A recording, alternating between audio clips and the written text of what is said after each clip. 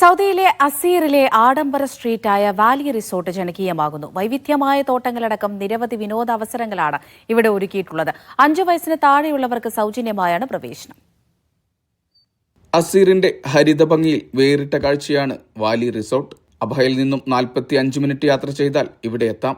ഖമീസ് മുഷയത്തിൽ നിന്നും ബിഷയിലേക്ക് പോകുന്ന പാതയിൽ വാദി ബിൻ ഹാഷ്ബൽ എന്ന പ്രദേശത്താണ് വാലി റിസോർട്ട്.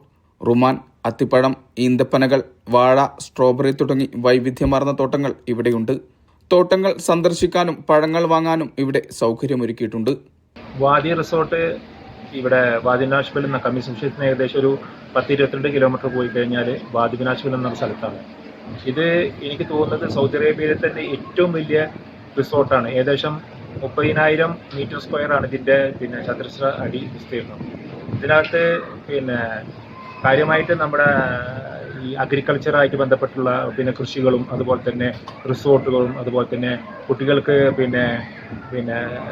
സമയം ചെലവഴിക്കാൻ പറ്റിയ ഒരുപാട് പ്ലേസ്മെന്റും അതുപോലെ തന്നെ കാര്യങ്ങളും തുടങ്ങി ഒരുവിധം എല്ലാവിധ വിദേശ കമ്പനികളുടെ കോഫി ഷോപ്പുകൾ അടക്കം ഇതിനകത്തുണ്ട്.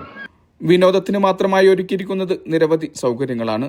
സൗദി സംസ്കാരം ഉയർത്തിപ്പിടിക്കുന്ന നൃത്ത, സംഗീത, പാചക ഫെസ്റ്റായ ലയാലി അൽവാദി, അബഹയിലെ ഏറ്റവും വലിയ LED സ്ക്രീൻ എന്നിവ വാലി റിസോർട്ടിന്റെ മാത്രം പ്രത്യേകതയാണ്. هذا المنتجع